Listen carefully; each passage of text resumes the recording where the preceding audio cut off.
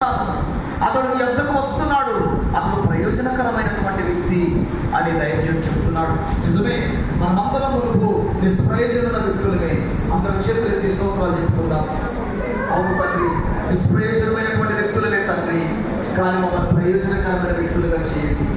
మమ్మల్ని కూడా వాడుకోండి ప్రభువా, అర్హమైన పాత్రగా వాడుకోండి నాయన, సంఘంలో వాడుకోండి నాయన, సమాజంలో వాడుకోండి ప్రభువా.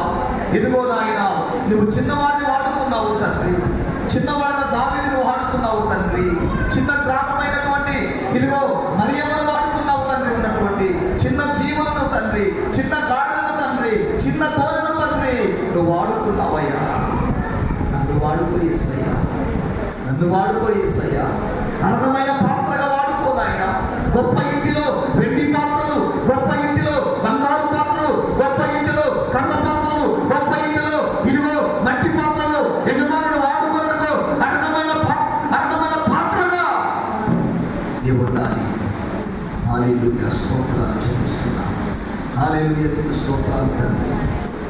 హల్లెలూయా. మార్పుని వెంట పెట్టుకోలేదము, అందులో పరిచారణ నిమిత్తము నాకు ప్రయోజనకరమైనటువంటి వాడు.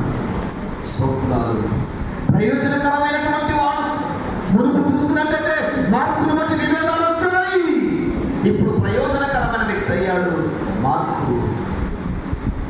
ఉదయశివు చూసినట్లయితే మునుపు నిష్ప్రయోజనమైన వ్యక్తి, ఇప్పుడు నాకు మీకు ప్రయోజనకరమైనటువంటి వ్యక్తి అని పౌలు చెప్తున్నాడు 11వ వచనంలో. ప్రభువా, ఒకవేళ నేను నిష్ప్రయోజనమైన దానినైతే, నిష్ప్రయోజనమైన వ్యక్తినైతే నన్ను ప్రయోజనకరమైన పాత్రగా చేసి వాడుకోనైనా నీ కృపలో.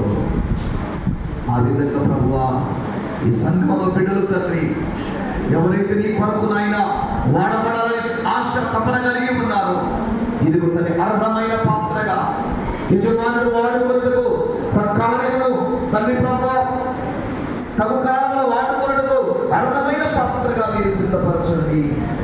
ఈ నామానికి మహిమ తెచ్చుకోండి. యేసయ్య పరిశుద్ధ నామములో ప్రార్థించి